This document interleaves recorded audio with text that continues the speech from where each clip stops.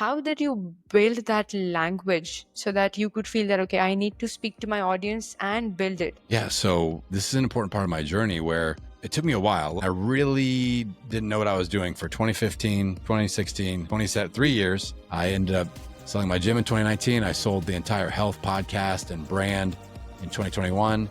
And Podcasting Business School has been going since 2018. It is the best example of founders making an exit and then starting something more meaningful to create more impact. What would you recommend to someone who is just wanting to start their podcasting journey but don't know where to begin with? You have to just start recording. Like, you legitimately just have to start recording and start getting those repetitions in, and you'll find your voice. I started that in 2015, struggled, sweat, and I got it. I think when I sold it, it had almost 600,000 downloads. I sold it, and it's still going. When did you identify that this is something that you're passionate about?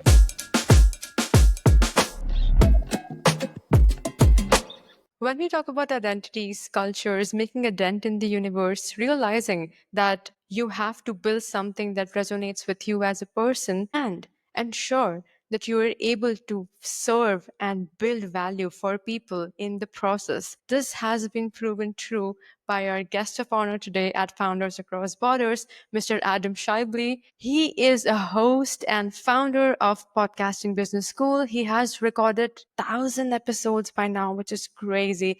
Has been doing it for 10 years, like a decade, and has helped numerous people become the front end, become the face of their podcast, and make a living out of their podcasting as a business. So thank you so much, Adam, for joining us. It's a pleasure to have you with us today. Yukta, thank you so much for inviting me to be a guest here on Founders Across Borders. And it's something that I always take very seriously when somebody invites me to be a part of their platform. So I hope I can over deliver and get your audience excited about podcasting today. Thank you for that. And to begin with, would love to know, when did you realize that you need to start your podcasting journey and get into this? Like, what was that source of inspiration for you? Yeah, so I love this question because I love telling my podcast origin story. And so I was a big fan of podcasts. I was consuming a lot of podcasts back in, the early 20s, and I owned a fitness facility where I was helping a lot of people and getting great results. And I started a podcast. My motivation was impact driven. So my first show that I launched in 2015 was a health show, helping people get healthy, lose weight, get in shape, clean up their nutrition, things like that. So it was an extension of what I was teaching in my hometown. And I just wanted to impact more people. And I thought, well, a podcast is a way that I could be in my clients' ears, but also people all across the world. And I thought that there were lots of different opportunities that could show up after I started creating content. And I kind of wanted to just start doing it and see where it went. So that's how the whole thing got started initially back in 2015. Exactly 10 years. Like, it's, when I look back, it's so crazy that you've been over delivering, helping people for so long, which is so commendable. Thanks.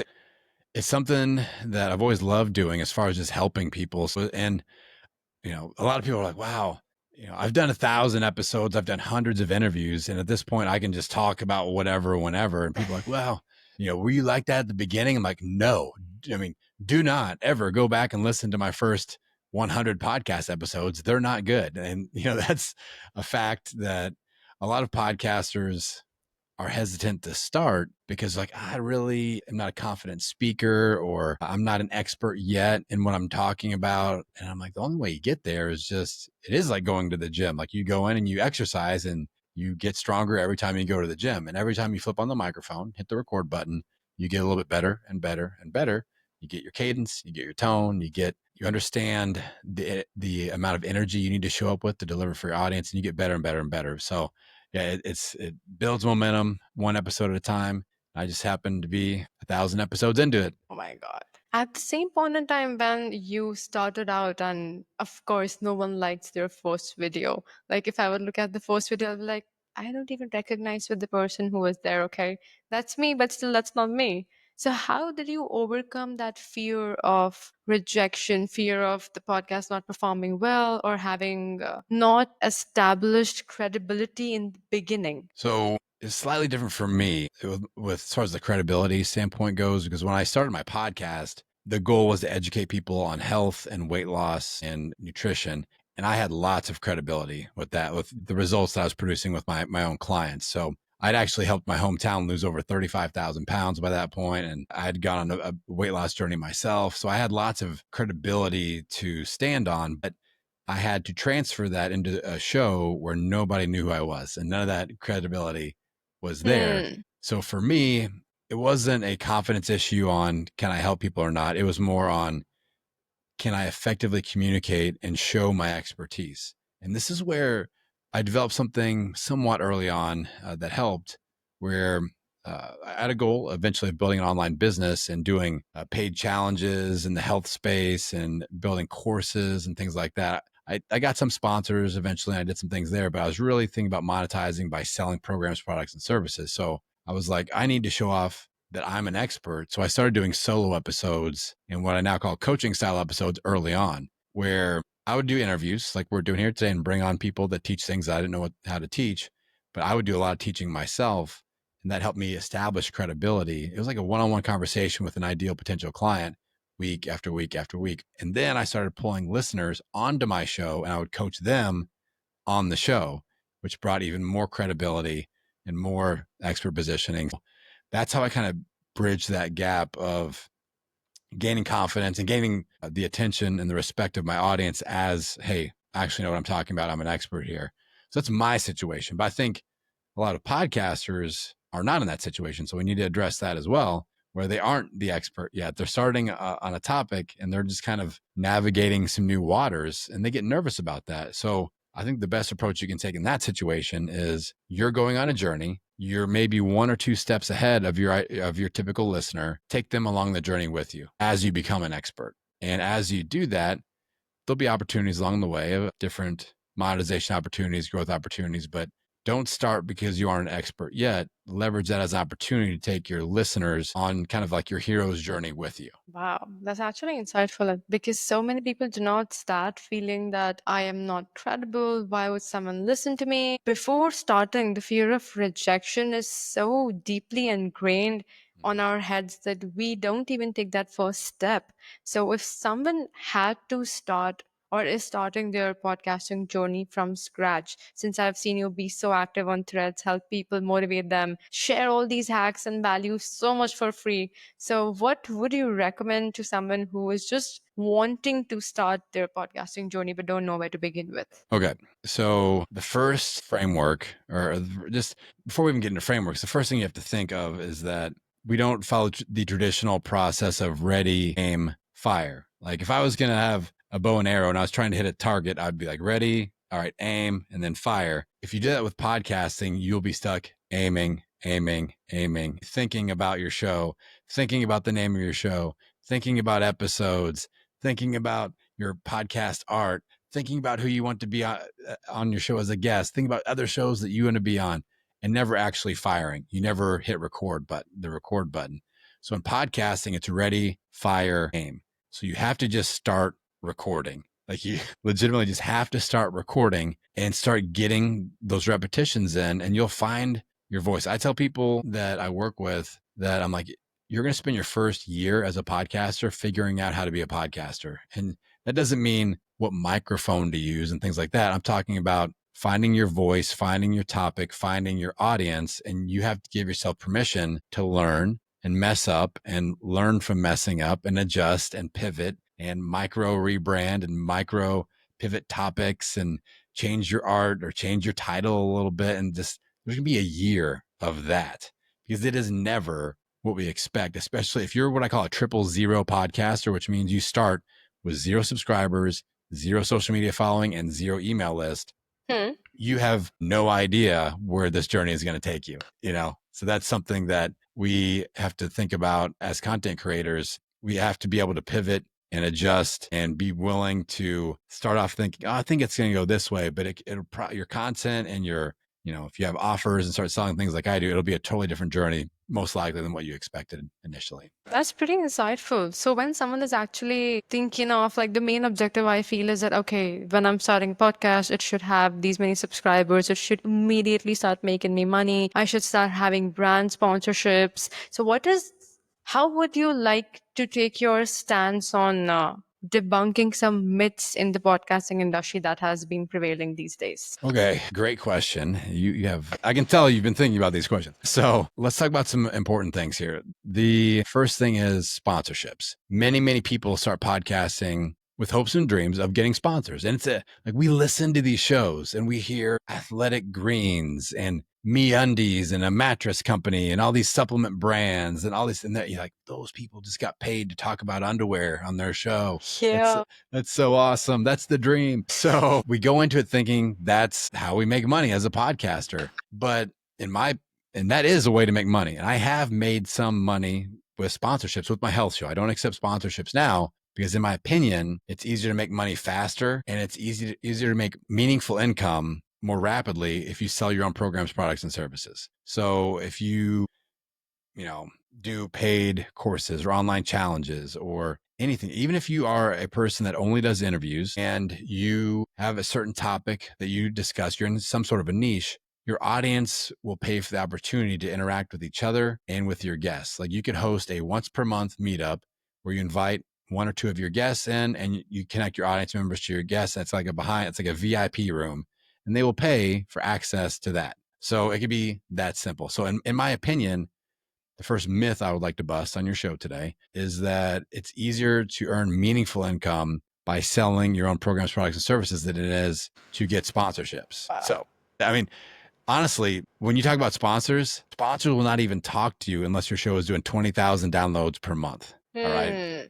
And here's a stat. 80% of podcasters do less than 1,000 downloads per episode. So you've released 4 episodes a month and you are doing 1,000 downloads an episode. That's 4,000 downloads a month. You need to 5X that to get a sponsor to talk to you. And that takes a long time.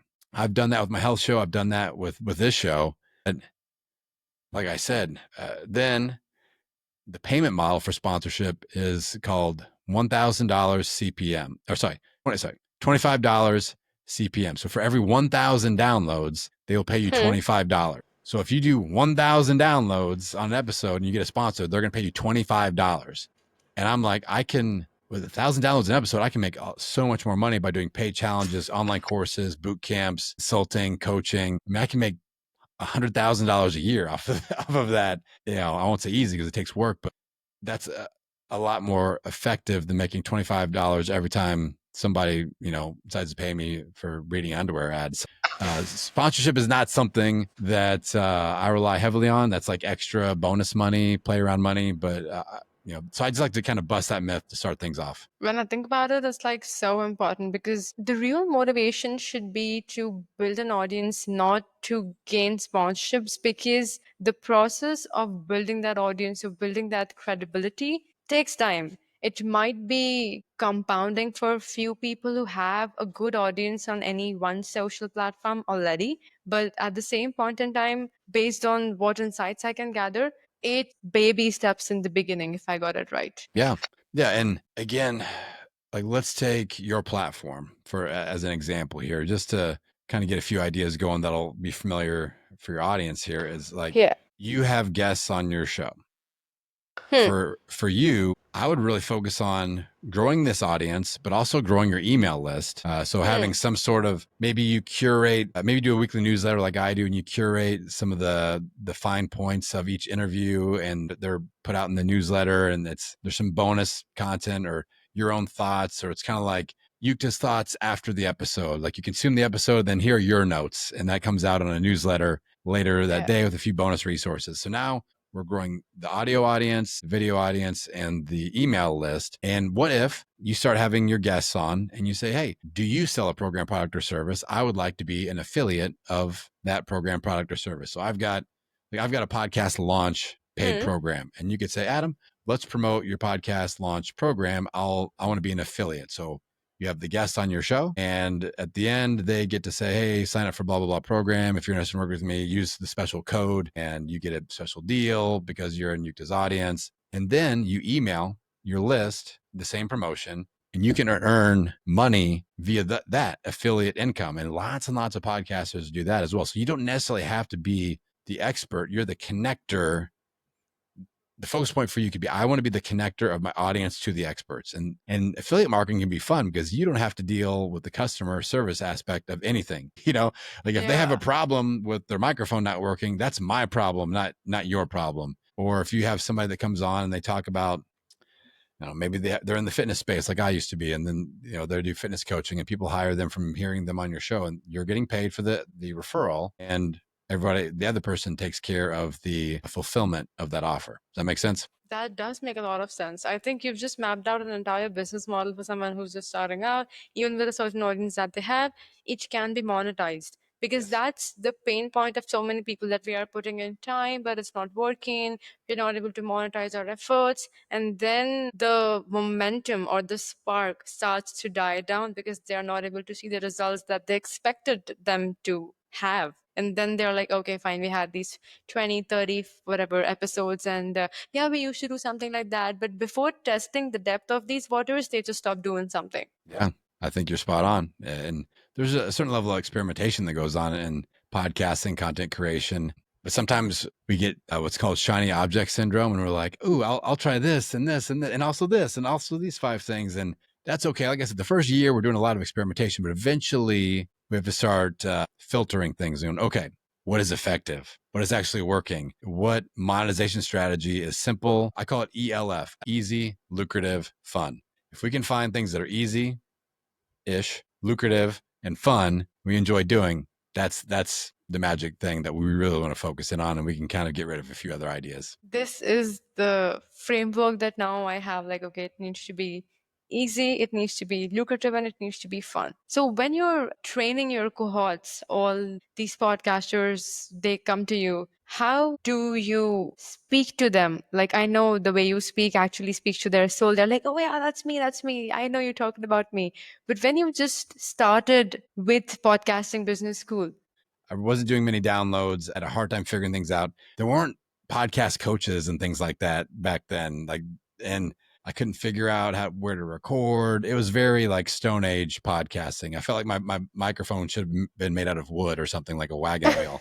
So the early years were a struggle, but eventually in 2018, 2019, I started to do these online challenges with my audience. And I would say, hey, let's learn about intermittent fasting, and let's do a free challenge. And if you want to, we can do a 28-day challenge for $97 or something like that. And I started to do this monetization method, and I started to make meaningful income. So then I started creating memberships and doing one-on-one coaching and things like that. So I started to piece together how to earn real income. And I would have guests on, and they would hear me talking about my own programs. And my guests in the health space would go, I have a podcast too, and I noticed you're making money by like memberships and things like this. Can I pay you to consult on my show to help me do that? Yes, you can. So now my guests started paying me to help show them what I was doing with my non-sponsorship monetization, with my memberships, consulting, how to sell directly from the show. And I really fell in love with it. I was like, this is great. I've been doing fitness for a long time. So at the end of 2019, sold my fitness center, and I launched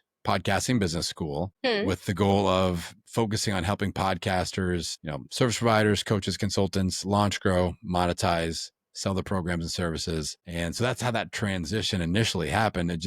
I started doing it with the health brand, and a lot of my cohorts in the health space were like, hey, can I pay you to help me do that too? And I just totally fell in love with going in that direction. So I did. And yeah, and it's totally okay. Like sometimes we feel like we started this thing and we have to see it through. But let's use my health show as an example. This is a great example. And I think it's over 1,000 episodes just of that one. And it's at almost 2 million downloads now. And I feel great about that. Like, I feel great that I started this thing. It's transitioned. That's true success to me. When the person that's supposedly at the core of that content is removed, you put another person in there and it still grows, maybe even grows even faster. That makes me feel good. Like, all right, I built a thing that's sustained without me. I'm not involved at all. And that made me feel good. So as a founder, sometimes we have a hard time letting go, but it's like watching your children grow up. Eventually they have to move out of the house, hopefully. It's sad. I've got my son's getting ready to start high school now, and I'm like in mourning that he's not a little boy anymore, and he's starting high school, and he weighs more than me, and he's like almost as tall as me now, and all these things are happening. I'm like, well, where's my my sweet little boy. But eventually he's going to grow up and he's going to go to college and he's going to move out. And that's, we have to view our we have to be realistic with our businesses and go, you know what? I'm probably not going to do this forever and ever and ever and ever. So let's think strategically about a strategic exit and a strategic transition. What could that next chapter look like? That's an important conversation to have in our head because we probably need to be thinking about that 3 to 5 years before it actually happens. Absolutely. It's realizing that this would come to an end and you write that date and you're like, I need to achieve this by this date so that I can plan something else. Not planning the something else while you are doing this, but then realizing that, okay, this is a deadline that I have to hit no matter what. This brings me to understand, or I'd like your point of view about so many people, or you see gurus talk about purpose, passion, clarity, which are great terms, and I think they determine your capability to do something or to stick around something. When did you identify that this is something that you're passionate about, or this should be your purpose for the next decade or for the next 5 years of your life? Was it like an epiphany or a serendipity? How was it like? Great question. This is, for me, it was about my lifestyle and my schedule and my family. Like I am very connected to my children and my wife. Like that's like, it's a really big part of me, the family unit. So when I owned my fitness facility, the thing that a lot of people don't realize about that, I've never owned a fitness facility, is that the people in fitness work when other people do not work. So everyone else works their job 9 to 5. We have to work when before 9 and after 5. You know what I'm saying? Because other Yes. people are working. So I was getting up at 3 in the morning to set up my gym for boot camp classes. And I'm there until 8, 9 o'clock at night. And that's when my family is home. I was missing the times when my children were home, the mornings and all the little things. And I knew that was not sustainable because I was like, I do not want to be that person at all. So that was the motivation for me. I'm like, I have to be able to earn money while during the day while they are gone at school. And then I have to be able to cut it off. And when they get home, I am present and I can. So now I'm really, once I've made this transition, I make my children most of their meals. I take them to school. I pick them up from school. We do workouts. I'm at all their games. I coach their teams. I can do all those things. Like my son will be home in like 40 minutes. We're going to wrap up this episode and I just am done working because my child is home and I want to spend time with him. So like I schedule my business schedule. That was the dream. Like, okay, I had the career where I had to work based on everybody else's schedule. I have to transition to a schedule where I work and that people work with me based on my terms, and leveraging podcasting and email list building to get there. It took me a long time, but it's well worth it now because these are years that I won't get back, with my children while they're living at home. And more than being present, like you gain so much time and freedom, or like it's buying back the time and freedom that so many people talk about, but then they're not able to achieve that. Yeah. I mean, I work 4 days a week and I typically start around 8:30 or 9 a.m. I'm typically done between 2 and 3 p.m. And I don't work, Saturday, Sunday, Monday because we do kid things, lots of sports things and, all that stuff. So yeah, it's taking me a while to get there. And just for people that are like, oh, this sounds really great. Well, you got to build your audience and you have to honestly sell things. You can't sell things for $5 and make this happen. Like you have to have, like a $2,000 offer or a 5,000. You have to be able to make a few sales per month and then you are earning enough income. And otherwise you have a giant audience. If you're going to sell a program that's $37 and you need to have a very large audience to earn the income that you need. So these type of numbers, these types of factors need to be considered as you're building things. So instead of selling a $17 PDF, maybe you do a $1,700 8-week boot camp or something like that, and have that higher price point to operate at. And that's going to set you free with your schedule. Which makes a lot of sense. Whenever it's a myth that I hope it's a myth, and I would like you to debunk that. Whenever you talk about pricing, selling, people freeze, and this pricing or selling is done maybe if you're doing a 3-day webinar, it's day 2 or day 3 of your webinar. So when you're making a podcast, you're this is a recorded space, let's say if it's not a live stream. So you're making that sell on a recorded space with a certain audience. How do you design that offer, or how do you ask people or make them feel that, okay, what you're asking for right now is worth it, Yeah. and feel that within you, and so that the other people can believe that, okay, whatever she or he's selling makes sense. Yeah. So let's attack pricing first, and just how we get in our own head about pricing. Like you said, because it's all about confidence of going, I'm confident that my service is worth this. And you say that number and it's just like, take it or leave it, not $4,000. We have confidence, you can work with me. It's $4,000 there. That's what it is. And so how do we get there? One of my favorite things I like to do, and I teach this in my academy, is I have my clients, I do this myself, come up with the ideal price that they would be thrilled to charge. So let's say it's $2,000 for something. Maybe you have an online course or something like that. You're like, I would be thrilled that every time somebody pays me, I'm getting $2,000 for this online course. I go, okay, we're going to start at 60% of that. All right. So we're going to start at 60%. So we're starting at what? $12. So we're going to do, is that right? 1,200. Okay. We'll assume that I don't like to do public math too often.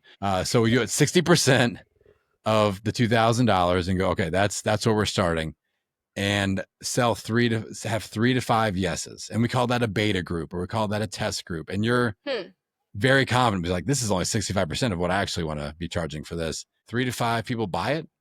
And then we move the price 85% of your ideal price, have another 3 to 5 yeses. We move it all the way to 100%. And that's a little stair-step strategy to build our own confidence, to collect testimonials, to, gain confidence in the result that we produce. And that allows us to kind of gradually go up to the price that we actually want to charge. So I love doing that. And just that honestly gives me the confidence of, like, people are buying it, they're getting great results. I have no problem charging this amount, because I know that. So in my world, if I go, okay, somebody pays me $2,000 for a thing and I teach them how to make $5,000 and I continually am doing that, I have no problem asking for $2,000. I start thinking I should be charging $5,000 for this. So it's something, that's just a simple process that I've used, that I use with my clients, just to kind of stair step our confidence up when we're asking to sell something, asking a specific price point. It's so important to ask, I think, what I can get. And the worst case scenario is that nobody would buy from you. That's like the worst. Like, you would be like, oh, he or she's overpriced and I don't need what she or he's selling,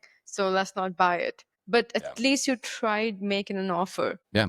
And honestly, with my podcast, I rarely make offers directly for my podcast. What I like to focus on one call to action per episode. And about 80% of the time, I just invite people to hop on a free discovery call with me and talk about working together. So instead of going, hey, if you're struggling with your podcast monetization, you should buy my super duper program, I go, hey, if you're struggling with podcast monetization, use the link in the show notes, schedule a 20-minute podcast profit potential discovery call, and we'll talk about what I think is the main thing that's holding you back.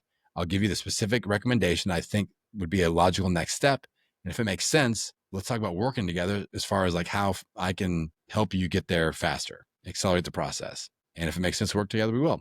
So I do that. And then I can kind of customize the solution and the offer to fit their pain point and the price point. When people sign up for a discovery call with me, I will ask them what they're struggling with and what their budget is for solving these problems. And if I have an offer for that, that's what we go with. That makes a lot of sense. Is identifying and customizing so that the person feels that, okay, this is for me, customized to my pain points, and that one-on-one connection between you and your ideal client is built in that process, which I absolutely love. So when you were working on these processes, it's great that you've gained so much of insight. I would love to know a moment or a story wherein you felt that nothing's working out and it's like a feeling of failure, and that circle within wherein everything is just circling in your head, you're overthinking, and you're like, I should just pack my bags, quit everything, and just leave to someplace. Okay. So, I'll reference back to my first 3 years of podcasting.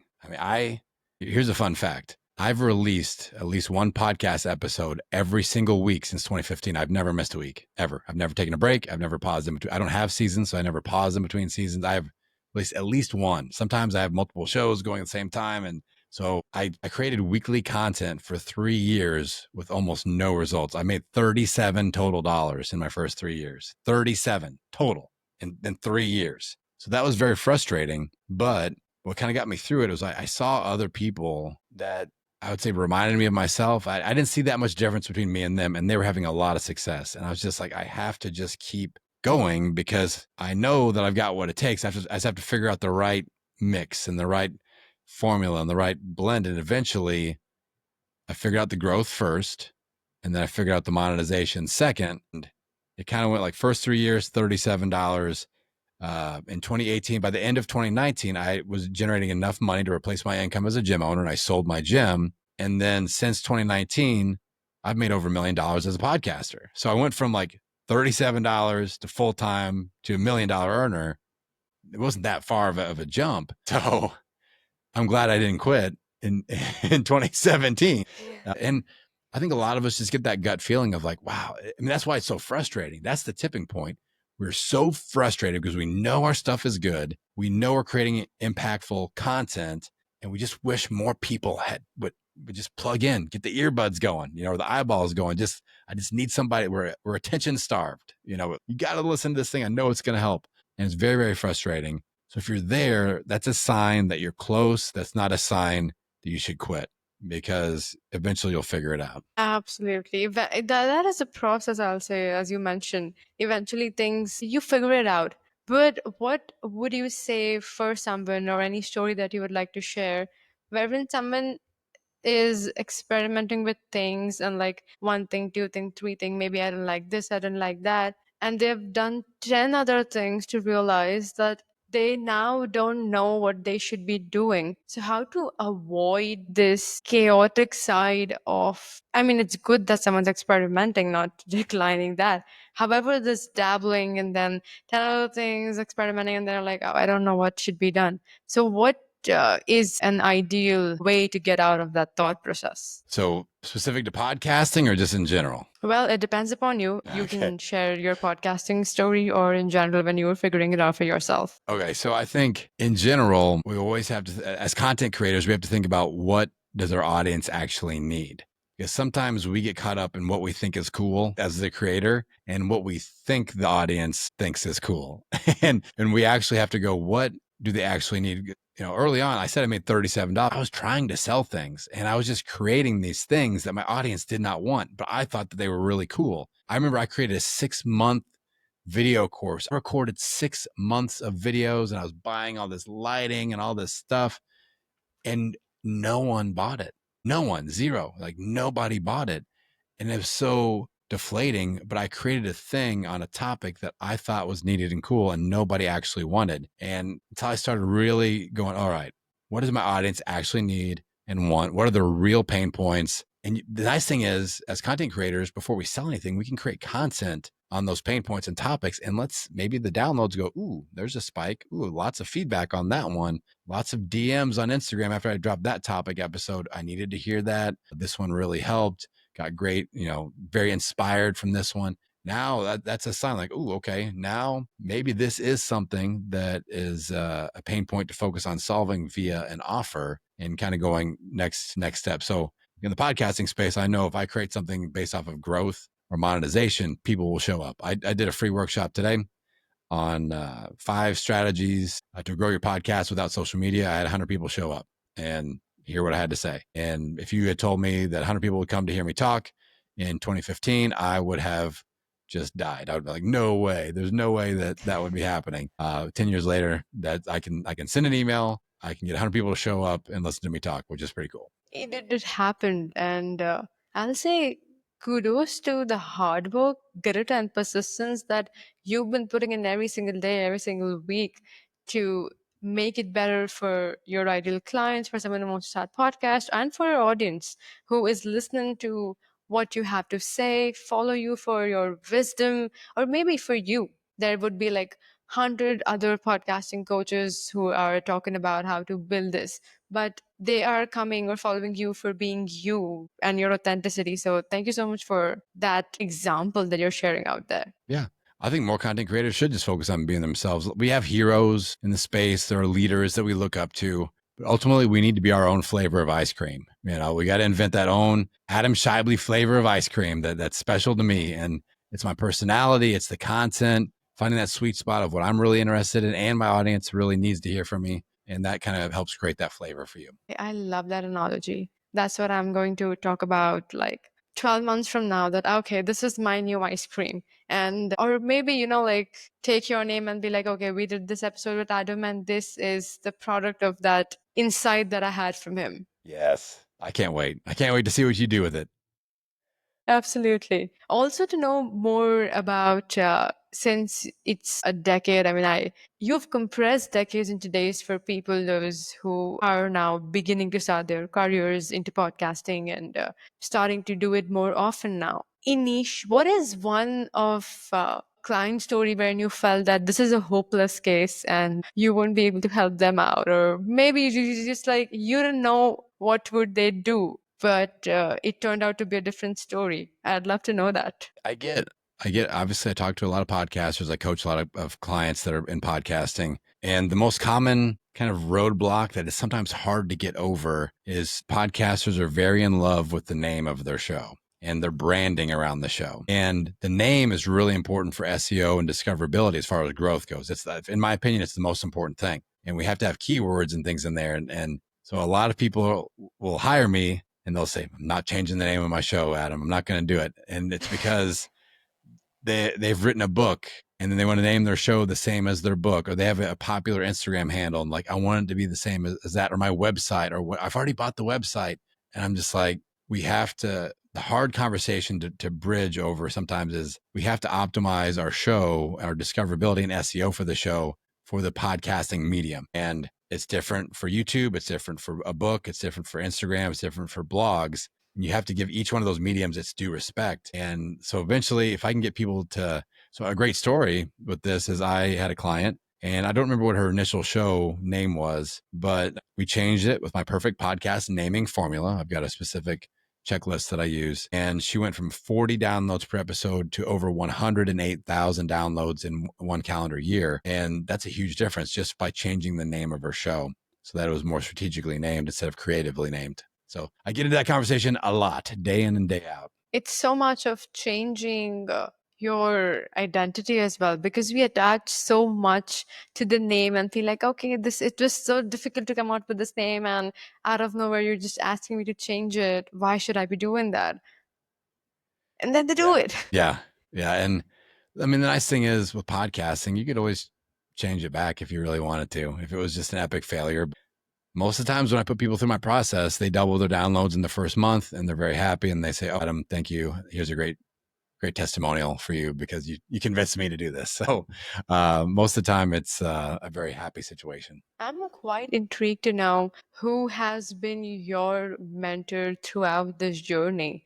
Like you figured it out. Did you seek a mentor or you initially tried to figure it out on your own? What is your take on getting mentorship from people? I invest heavily every single year. I think it's really important. Coaches need to be coached. Consultants need to be consulted upon. Like we need to hire people. We need to invest in our education. This is a huge issue in the content creation space. I have a tough love conversation with many of my pod pals that listen to my show. I'm like, listen, you've got big business goals, but you've got a hobby level effort.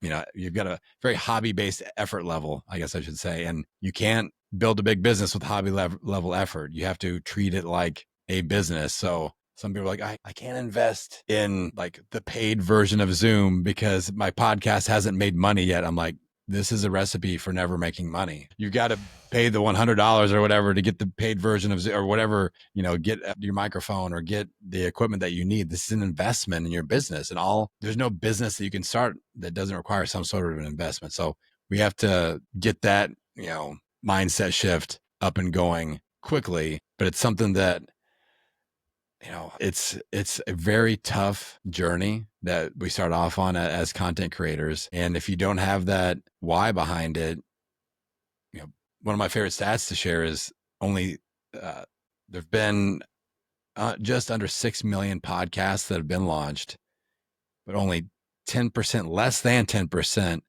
have 10 episodes and have released any content in the last 90 days. 10%. So really, 6 million podcasts have been launched, but about 500,000 are actively podcasting. So it's good because there's opportunity. It's sad because there's a lot of podcasts that are no longer. So I forgot where I was going with that original question, but I just dispensed a lot of stats and knowledge there, Yukta. I loved it. Absolutely. That was amazing. I think I can just, pique your brains and try to know these many things, which brings me to an interesting segment that we do, which is called as 7 questions to fame, which is a rapid fire round. So I'll be having 7 interesting questions and feel free to answer the way round up. Okay, I'm ready. I'm nervous, Perfect. but I'm ready. So, what are your 3 favorite podcasts that you follow? I love the Choose FI podcast. It's about financial independence. I love Choose FI. The Best Damn Coach podcast, my pod pal Amanda Walker.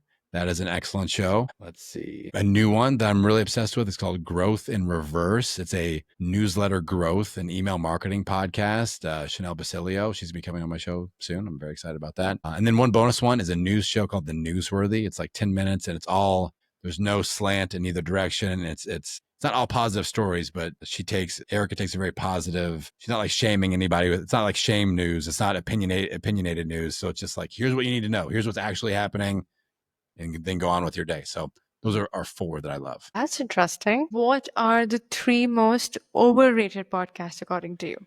You're going to get me in trouble here. There's a lot of fluff podcasts that are like, they're big because they started like earlier than I did. And it's just like, there weren't that many podcasters and they got a giant audience. I speak on stages with some of these people. Lewis Howes content, I'm not a huge fan of. I've met him in person and he wasn't a really nice guy at all. Funny thing is, his mom actually subscribes to my podcast. She subscribed to my health podcast. I met his mom at an event. She said she had my quotes on her refrigerator. I'm like, Lewis Howes goes to his mom's house and my quotes are on it. Refrigerator, which was hilarious. He's got a giant audience. He does cool stuff, but I'm not a huge fan of I think it is a bit overrated. I mean, there's just a lot of like the bro podcasts that are out there, just like bros talking about bro stuff, and it's like celebrities. Those can be entertaining, but a lot of them are just, to me, are just annoying. Where I'm just like, this isn't helping anybody. I love podcasts that teach something, and they're like, this is gonna give me something that I can actually tangibly work with, or it's gonna inspire you or motivate you as a real life person. So I guess that's my answer.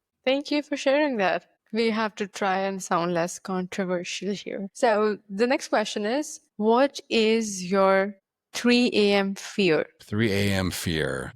I wake up at 3 a.m. every once in a while. I would say a lot of times it's I have high expectations of myself as a parent and as a husband. So I'd say I wake up at 3 a.m. more often worrying about parenting issues. Am I doing the right thing with my children, type of thing, than anything business related. That's always been more my focus. It is important. I think emotions and the way we associate with our closest beings affects everything in our lives. So I'm glad that you shared that. Thank you. I agree. What is one legacy that you would like to leave with? I think my legacy in podcasting is do less but better. Yeah, as content creators, we have so much pressure to do everything, and everyone is teaching new strategies. And we have to do this, but also do this, and also sell this and this and this and this, and be on 12 social media platforms. So for me, I strive to be the person. I tell my clients this. I said, before you hire me, my goal is that the more we hang out, the less you will be doing, but you'll be doing less but better. And I will take things off of your plate, so the things that are remaining on your plate, we are much, much more effective and they're producing a better result. So I think I want that to be my legacy. I'm not the be everywhere on social media guy. I'm the be on one platform guy. I'm not the, you have to do video, all these video things. You can do audio only if you want to, like I do. So that's my legacy in the podcasting space. It's indeed so insightful. And I'm glad that you have a strong and practical take on this. So thank you for sharing that. This is an interesting one. How would you determine by meeting someone or that they are going to be successful or not? How do you determine that if you work with someone? I think if they are willing to just be open-minded to coaching. I always, there's always common ground to be found, like with naming and things like that. But if they are willing to just go, okay, I'm open to hearing your thoughts. Here's a great way to put it. I've had to fire one client because I would make suggestions and I felt like I had to give a presentation to prove why I'm giving that suggestion every time we met. They would debate me based off the strat. They're paying me to consult. I would come to them with a strategy. Hey, this is what I think the next step is. And I had to prove it to them every single time. And they would debate me with counterpoints. I'm like, this is not successful. Like, you have to be open-minded. If I'm going to hire somebody, I can question things. I can ask questions, but I really am hiring them because they've proven to me like they're doing a thing that I want to do. And I want them to teach me how to get there. So I have to be open-minded to stretching a little bit and getting outside of my comfort zone. Wow, that's cool. You did that. It's cool because most people are like, yeah, she or he's paying me money. Why would I do that? Yeah. So it's good. Then the next question is, what is one advice that you would like to give to your younger self? So much. I mean, I think I wish I had started viewing my lifestyle and my schedule as a form of compensation earlier.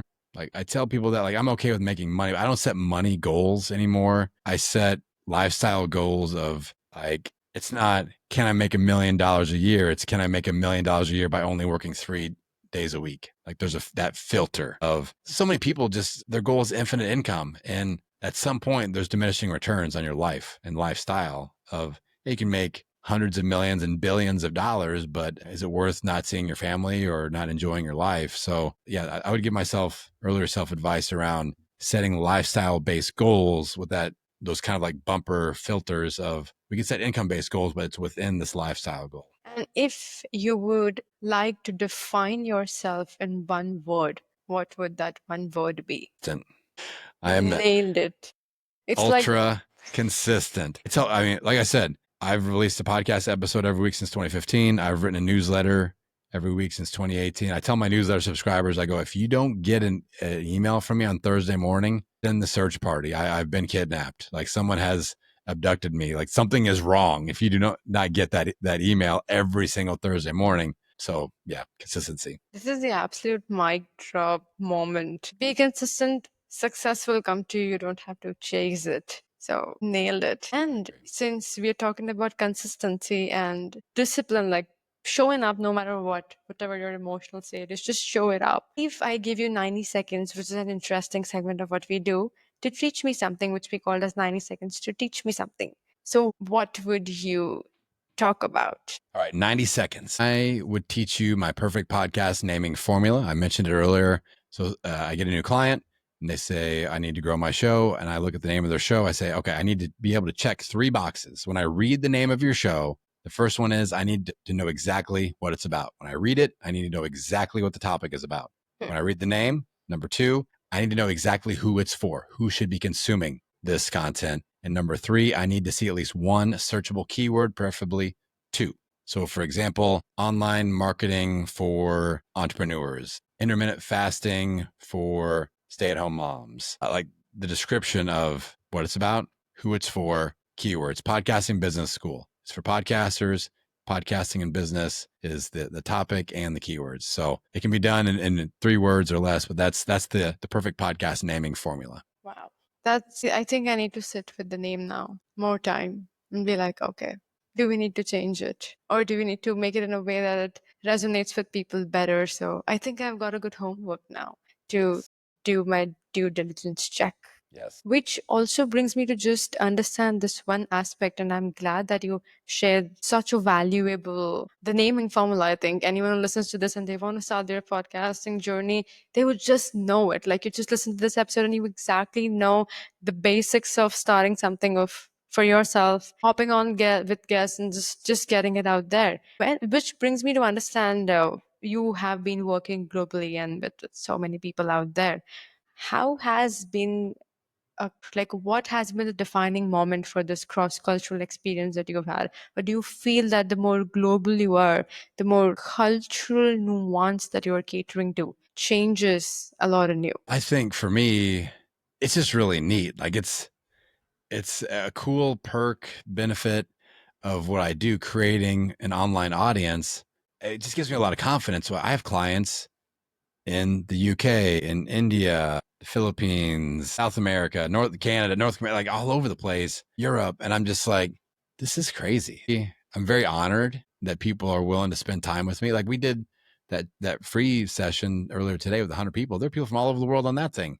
I'm just like, this is insane that I can sit in my home in St. Louis, Missouri, flip on my microphone and teach to people all across the world.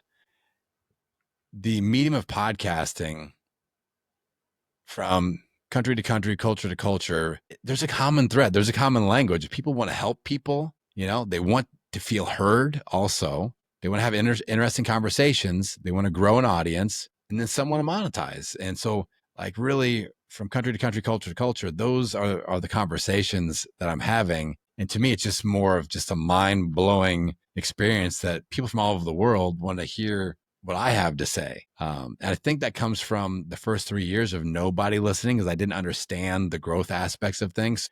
Like when I talk to people, when I speak on stage, I tell people, like, listen, I don't care if I'm speaking to one person or 1,000 people or 1,000,000 people. I'm really excited to talk to anybody because I remember how it felt for the first 3 years. And that's the thing. That became a superpower for me now. That hunger to help and to be heard and to talk. I always remember that. And I don't think that'll ever go away from me. So whether this show that we're recording reaches one person or 1,000,000 people, I'm glad to be sitting here with my friend Yukta having the conversation, because the first 3 years, I'll always be thrilled about that because nobody was listening to me early on. So that's kind of the root of how I show up.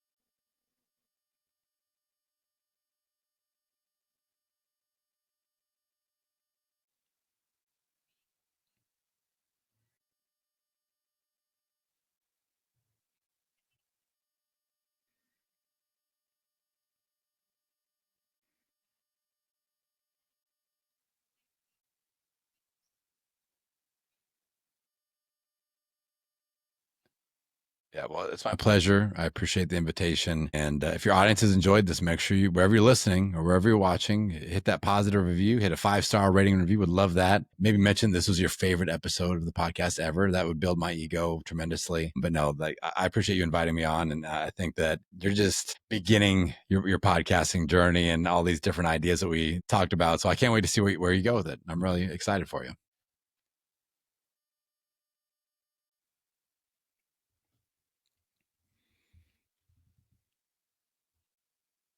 Yeah, you can search Podcasting Business School anywhere you enjoy podcast audio. Based off of our conversation today, I think a really interesting episode. I've got 570 of them, so I like to give people one to start with. Episode 560 is really good, especially if you want to learn more about the perfect podcast naming formula that I mentioned in the 90-second segment. That would be a great place to start. Episode 560, Podcasting Business School. Go dive in, enjoy it.